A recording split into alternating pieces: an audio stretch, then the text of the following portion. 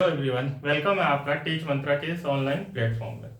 जैसा कि हम लोग अपना टॉपिक कंप्लीट कर चुके थे सिंपल इंटरेस्ट का, तो आज एक नया टॉपिक स्टार्ट करेंगे और उसके बारे में कुछ डिस्कशन करेंगे। तो आज का हमारा जो टॉपिक है वो हमारा टॉपिक है कंपाउंड इंटरेस्ट, इट मीन्स चक्रवृद्धि ब्याज। ठीक है, तो हमारा आज का टॉपिक है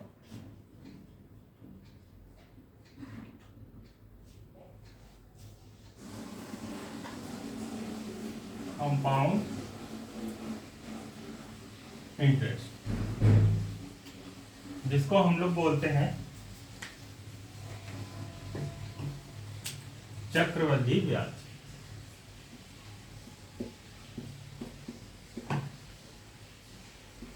चक्रवृद्धि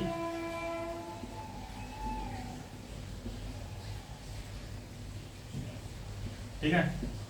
तो कंपाउंड इंटरेस्ट जो होता है वो हमारा होता क्या है? तो कंपाउंड इंटरेस्ट में आपको मैं बताना चाह रहा हूं कि एक पॉइंट है सक्सेसिव।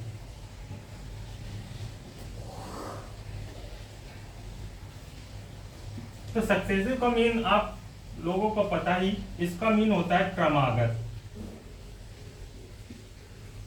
ठीक है, क्रमागत मतलब क्या होता है कि एक के बाद एक बढ़ना, एक के बाद एक। तो सक्सेसिव मीन्स होता है क्रमागत। क्रमागत मतलब एक के बाद एक। अब यहां पे जो हमारा सक्सेसिव है उसको हम दो पार्ट में डिवाइड करते हैं। फर्स्ट पार्ट यहां पे जब सक्सेसिव मतलब क्रमागत बढ़ता है और दूसरा जब क्रमागत घटता है। तो पहला पार्ट हो जाएगा यहां पे इंक्रीज,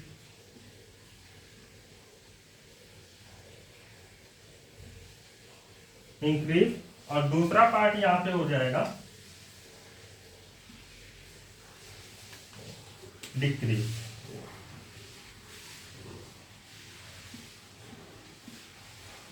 ठीक है, तो आपको पता ही है कि इंक्रीज और डिक्रीज में क्या फर्क होता है। इंक्रीज कब होता है? जब बढ़ता है, यानी कि अधिक हो। जब कोई चीज अधिक होती है तो वो इंक्रीज होती है, और जब किसी चीज में कमी होती है तो वो डिक्रीज होती है। ठीक है, तो यहां से रिलेशन है सक्सेसिव का कंपाउंड इंटरेस्ट है। मतलब जब सक्सेसिव बढ़ता है तो वहां पे कंपाउंड इंटरेस्ट यूज होता है।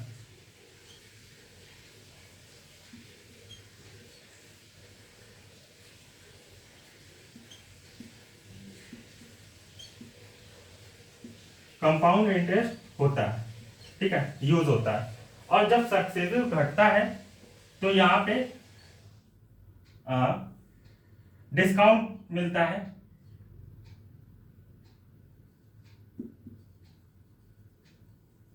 मतलब किसी चीज में छूट दी जाती है। ठीक है, यानी कि इसको एक तरीके से सक्सेसिव डिस्काउंट भी बोल सकते हैं।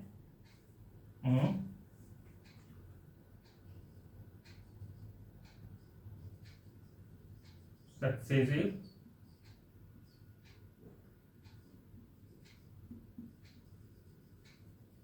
डिस्काउंट,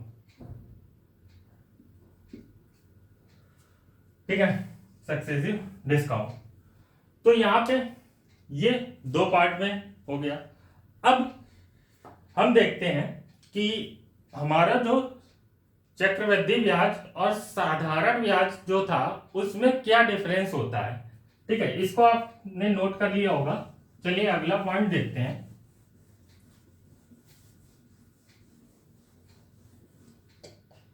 अगला पॉइंट है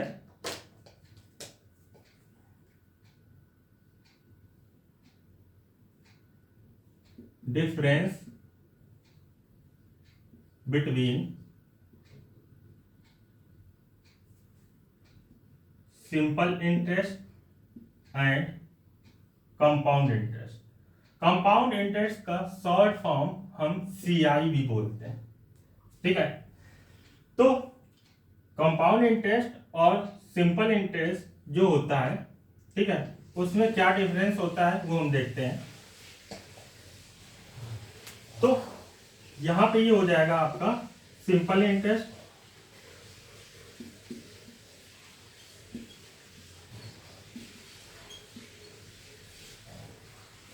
और यहां पे हो जाएगा ये कंपाउंड इंटरेस्ट।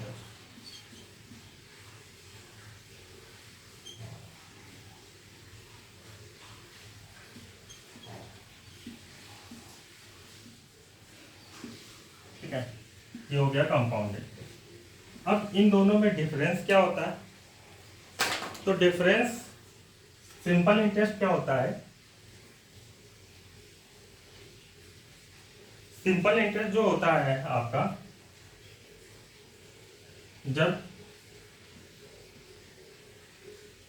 जब केवल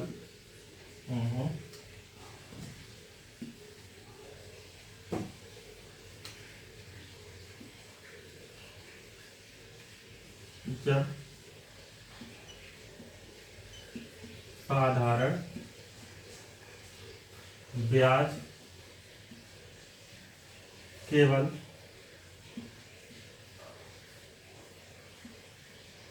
मूलधन पर लिया जाता है।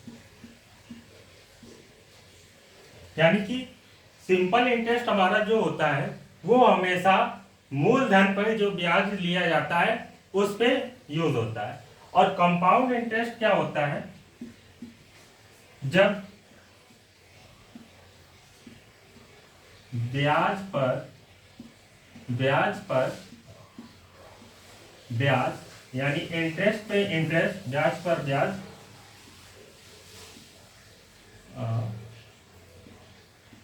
लिया जाता है।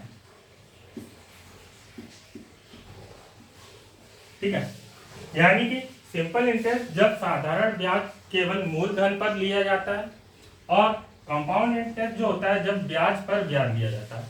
इट मीन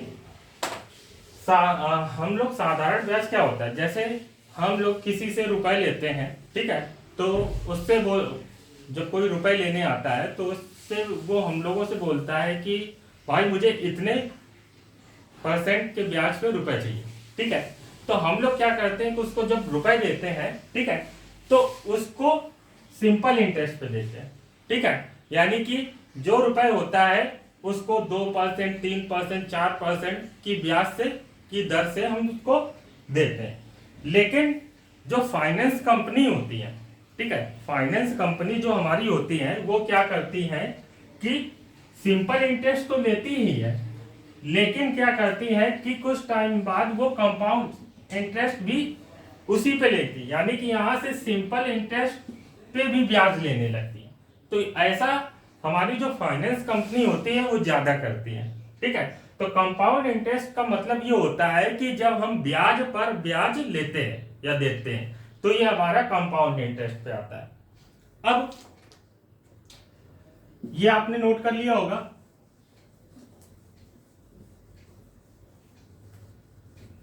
अब क्या होता है कि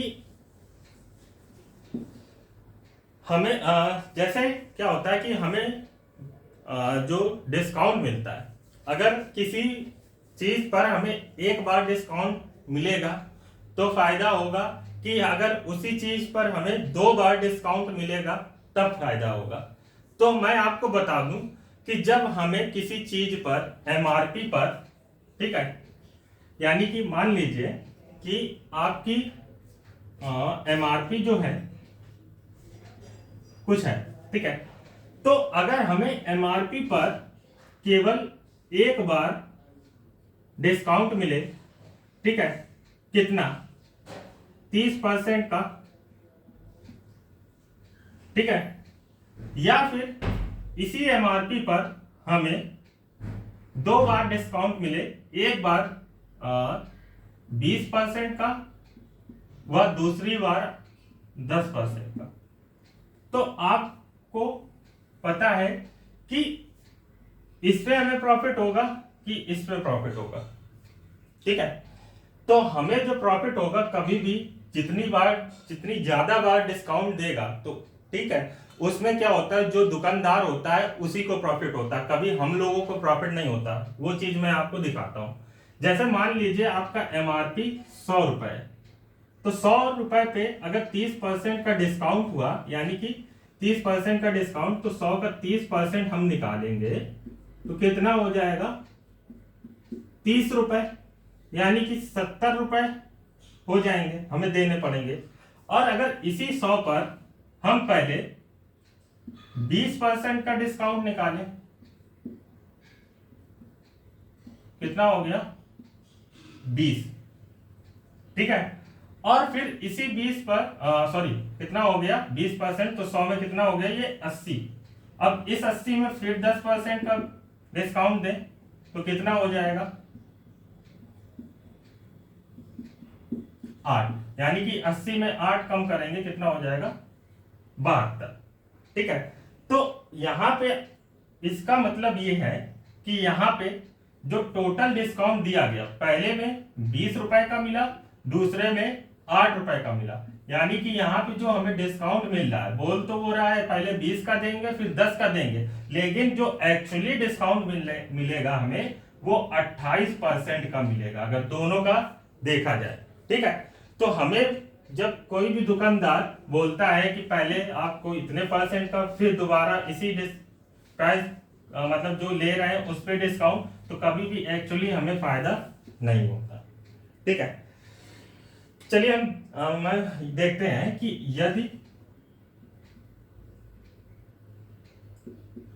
यदि हमारा जो एमआरपी है, एमआरपी, ठीक है, एमआरपी पर पहले 80% का डिस्काउंट मिले, छूट दे, फिर बोलता है कि 20%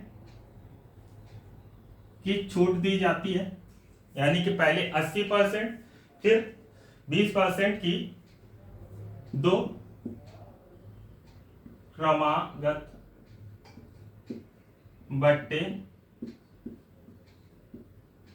दिया, क्रमागत बट्टा दिया जाता है, ठीक है।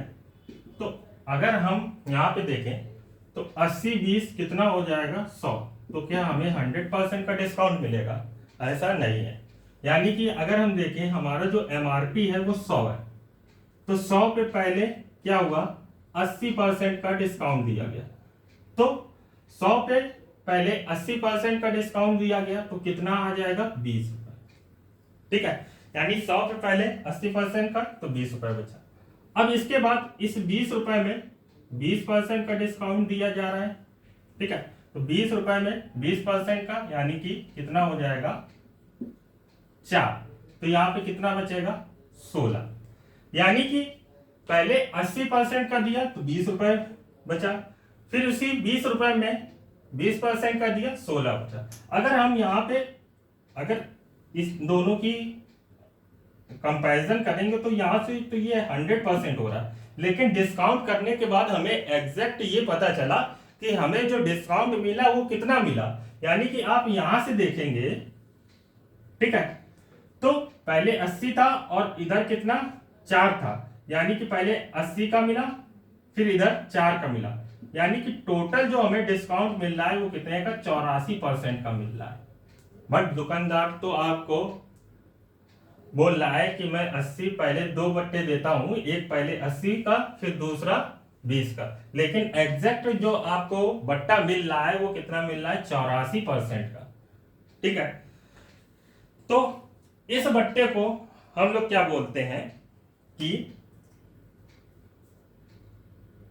2 क्रमागत संख्या पर, 2 क्रमागत संख्या पहले 80% व फिर 20%, 2 क्रमागत संख्या पहले 80% फिर 20% का समतुल्य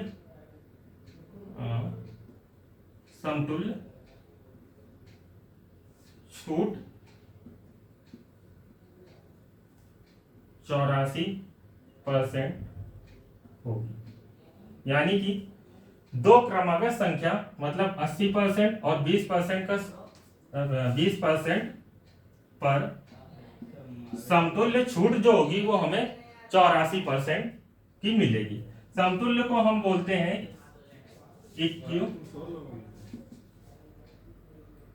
इक्विवेलेंट डिस्काउंट।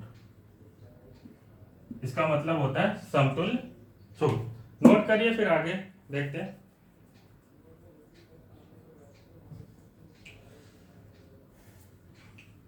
तो नोट हो गया होगा। चलिए, तो यहाँ पे अगर हम एग्जैक्ट तुरंत डिस्काउंट निकालना चाहें तो एक इक्विवेलेंट डिस्काउंट का फॉर्मूला होता है।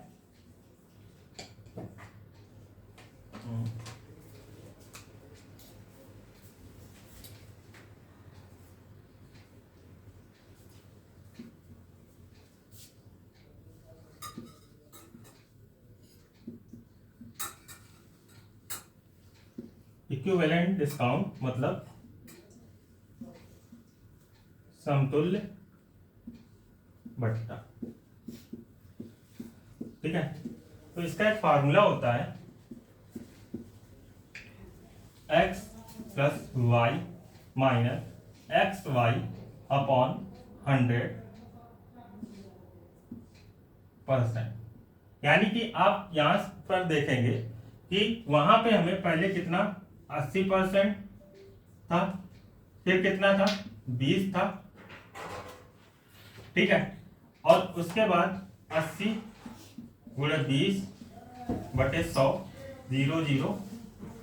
ठीक है, और यहाँ पे ये कितना हो रहा है 100 और 8 दूनी 16, तो ये कितना हो जाएगा 84%। यानी कि हमें यहाँ पे समतुल्य बट्टा जो मिल रहा है कितना 84% का। कब मिल रहा है? पहले 80% की छूट दी गई, फिर उसके बाद 20% की छूट देने पर हमें एग्जैक्ट जो डिस्काउंट मिल रहा है, समतुल्य बट्टा मिल रहा है, वो 84% का मिल रहा है। चलिए, इसी से रिलेटेड हम लोग कुछ सवाल देखते हैं।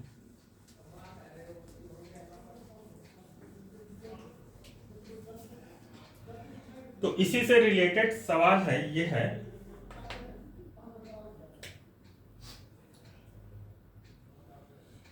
यदि किसी वस्तु पर 2 बार छूट मिलती है, यदि किसी वस्तु पर 2 बार छूट मिलती है, पहले 20% व बाद में 10%। यानी कि पहले 20% व बाद में 10% की छूट मिलती है, तो यहां पे जो एग्जैक्ट मतलब इक्विवेलेंट डिस्काउंट होगा वो कितना होगा। तो अगर हम फार्मूले के अकॉर्डिंग सॉल्व करेंगे तो फार्मूला था हमारा समतुल्य बट्टा बराबर x plus Y minus X Y upon 100%।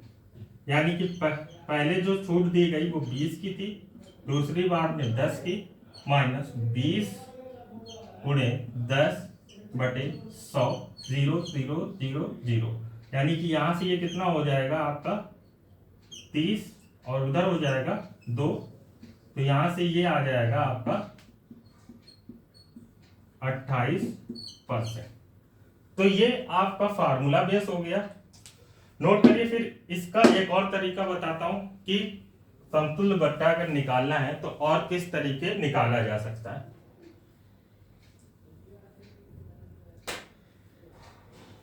तो आपने नोट कर लिया होगा। चलिए, इसका दूसरा तरीका देखते हैं।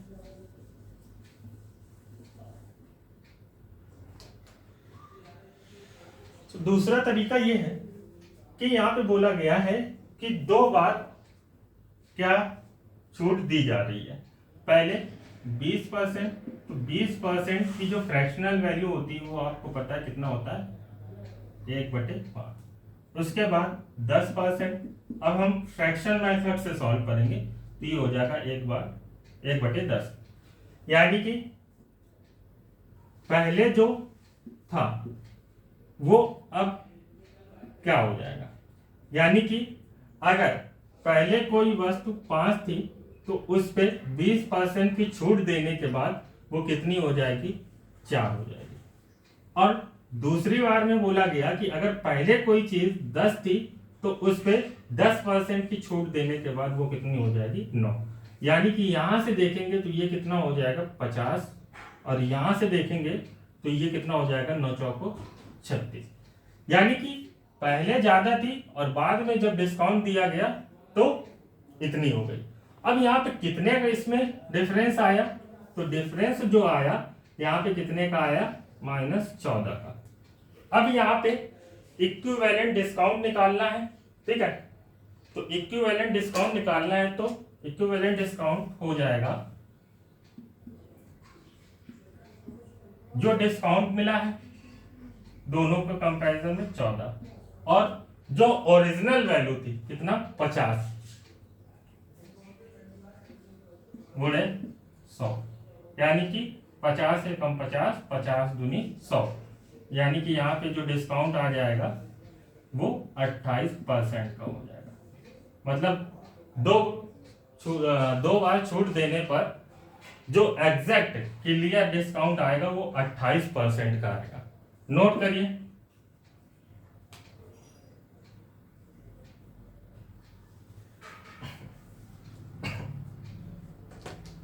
तो नोट कर लिया होगा। चलिए आगे देखते हैं। यहां पे 2 बार था, अगर किसी वस्तु पर 3 बार छूट दी जाए, ठीक है, तो क्या होगा,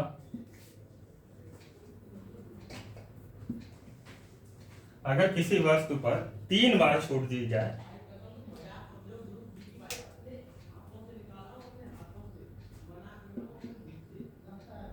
यानी कि 3 बार, पहले 10%, दूसरी बार में 20% तथा तीसरी बार में 30%। तो इसको हम फ्रैक्शन मेथड से सॉल्व करेंगे, यानी पहले जो था वो बाद में छूट देने के बाद अब क्या हो जाएगा, ठीक है। तो यहाँ पे 10% की फ्रैक्शनल वैल्यू आपको पता है 1/10 होती है, 20% की फ्रैक्शनल वैल्यू 1/5 होती है, और 30% की जो फ्रैक्शनल वैल्यू होती है वो 3/10 होती है। यानी कि यहाँ पे पहले कोई चीज 10 थी तो उस पे 10% का डिस्काउंट देने के बाद अब वो 9 की हो जाती है। उसके बाद दूसरी कंडीशन में जब डिस्काउंट दिया गया, यानी कि पहले कोई चीज 5 थी तो उस पे 20% का डिस्काउंट देने के बाद कितनी हो जाएगी, 4। इसके बाद तीसरी बार जब डिस्काउंट दिया गया, यानी कि पहले अगर कोई चीज 10 थी तो उस पे 30% का डिस्काउंट देने के बाद वो कितना हो जाएगा, 7।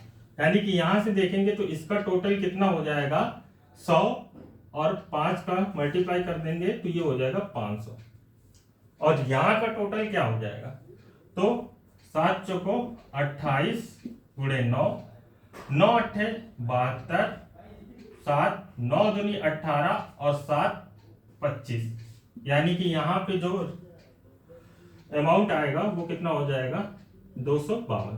तो यहां से देखिए कि पहले जो चीज 500 में मिल रही थी, अब डिस्काउंट देने के बाद इतनी, तो कितने का डिस्काउंट मिला है, तो यहां पे देखेंगे जो हमें डिस्काउंट मिला है, ठीक है, वो हो जाएगा आपका 248। अब 248 कैसे आया, तो 250 का दो गुना करेंगे तो 500 होता है, लेकिन यहाँ पे 2 ज्यादा है तो यहाँ पे 2 कम करना पड़ेगा।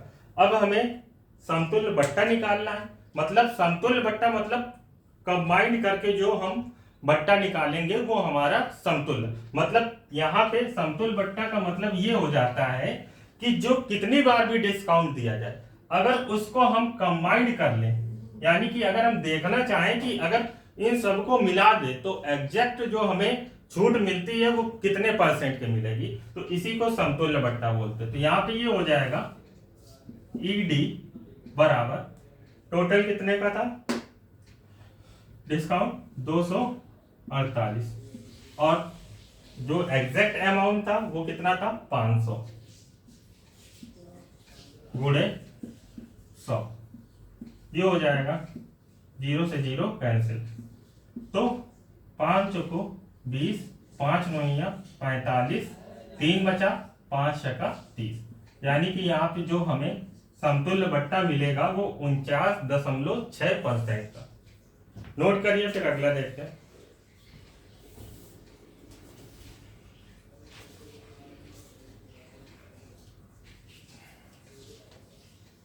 तो नोट कर लिया होगा आपने। अब देखिए जो हमारा चैप्टर है कंपाउंड इंटरेस्ट, ठीक है, तो हम कंपाउंड इंटरेस्ट जो है चक्रवृद्धि ब्याज किस टाइप से निकालते हैं, ठीक है, तो उसके टाइप देखते हैं। चक्रवृद्धि ब्याज निकालने के दो तरीके हैं, ठीक है, मैं दोनों तरीके आपको बताऊंगा। एक जो है आपका फ्रैक्शनल मेथड से, और दूसरा आपका इसका जो मेथड है उस टाइप से बताऊंगा। तो यहाँ पे ये हो जाएगा आपका टाइप 1।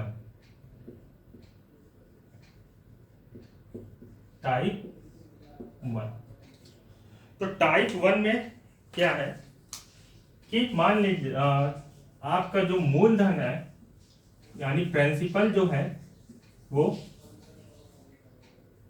10,000 रुपए, ठीक है। इसके बाद यहाँ पे जो रेट है वो कितनी है 10% है, ठीक है। इसके बाद नेक्स्ट जो टाइम यूज हो रहा है, टाइम दिया जा रहा है वो कितने का 2 साल का, 2 ईयर। अब यहां से बोला गया है कि हमें यहाँ पे चक्रवृद्धि ब्याज निकालना है यानी कि सीआई निकालनी है, ठीक है, और यहाँ पे हमें क्या निकालना है अमाउंट निकालना है यानी कि मिश्र दर निकालना है। तो इसके लिए अब हम क्या करेंगे, तो हम देखेंगे कि पहले तो हम रेट देखेंगे। रेट हमारी दी गई है कितनी 10%।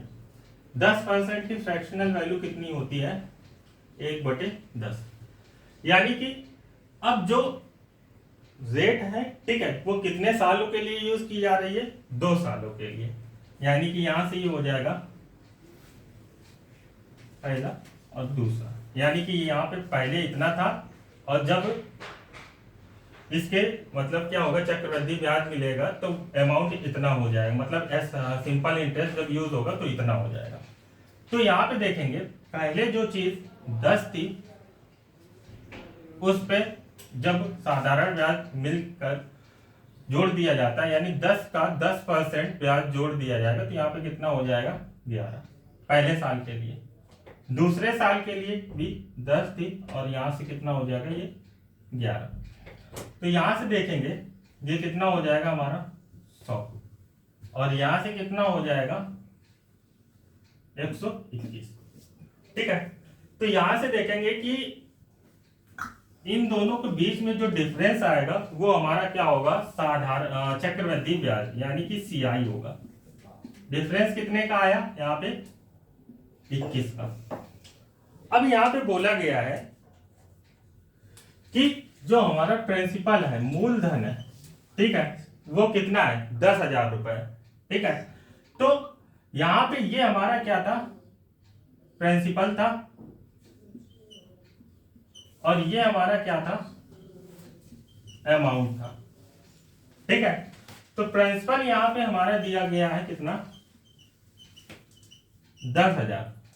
तो 10,000 का मतलब 100 का ये कितने गुना है, तो यहाँ पे 100 का 10,000 100 गुना हो गया, ठीक है। तो यहां से हमारा जो चक्रवृद्धि ब्याज आएगा वो भी क्या हो जाएगा 100 गुना हो जाएगा, तो कितना हो जाएगा 2100 रुपए, ठीक है। तो ये तो हमारा चक्रवृद्धि ब्याज हो गया। इसके बाद हमारा अमाउंट निकालना है, ठीक है। तो अमाउंट के लिए भी क्या करेंगे इसमें 100 का मल्टीप्लाई कर देंगे, तो ये हो जाएगा 12,100, ठीक है। तो ये हमारा क्या हो जाएगा अमाउंट हो जाएगा। नोट करिए, फिर इसका दूसरा टाइप बताऊं।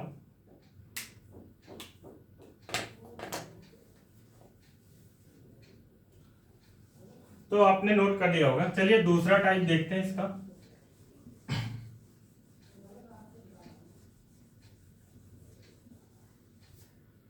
टाइप 2, ठीक है। टाइप 2 में क्या करेंगे,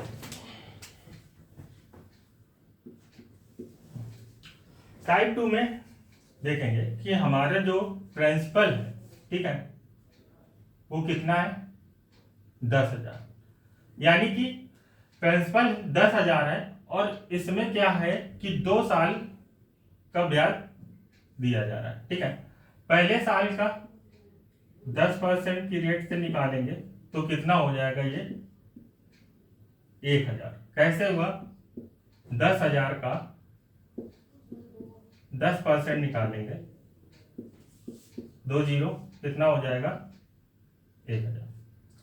दूसरे साल का भी 10% की रेट से निकालेंगे तो ये भी कितना हो जाएगा आपका, 1,000। तो यहाँ पे ये तो हमारा क्या यूज हो रहा है, साधारण ब्याज, सिंपल इंटरेस्ट। लेकिन हमें निकालना क्या है, चक्रवृद्धि ब्याज निकालना है। यानी चक्रवृद्धि ब्याज क्या होता है कि जब ब्याज पर ब्याज लिया जाता है तो वो हमारा चक्रवृद्धि ब्याज। तो यहाँ पे ये तो 2 साल का साधारण है। अब चक्रवृद्धि ब्याज जो हो जाएगा, इस ब्याज पे जो ब्याज पड़ेगा, इस ब्याज पे 10% का ब्याज, 1,000 का 10% निकालेंगे तो कितना हो जाएगा, 100, ठीक है। तो चक्रवृद्धि ब्याज क्या होता है कि जब हम जो हमें ब्याज दिया गया, यानी कि यहाँ पे दोनों सालों का और प्लस ब्याज पे ब्याज, ठीक है, यानी कि इसको और इसको जब ऐड कर देंगे तो ये हमारा क्या निकल आएगा, CI, यानी चक्रवृद्धि ब्याज। कितना, 1,000 प्लस 1,000 प्लस 100। तो यहाँ पे ये हमारा कितना हो जाएगा, 2,100 रुपए का चक्रवृद्धि ब्याज दिया जाएगा, ठीक है। तो आज के लिए इतना ही, ठीक है। अगली क्लास पर हम लोग जो हमारे सवाल हैं उस पर डिस्कशन करेंगे और जो इस चक्रवृद्धि ब्याज में जितने टाइप के सम्स होते हैं, मतलब जैसे यूज होते हैं, वो मैं आपको बताऊंगा, ठीक है। मिलते हैं नेक्स्ट क्लास में, तब तक के लिए गुड बाय।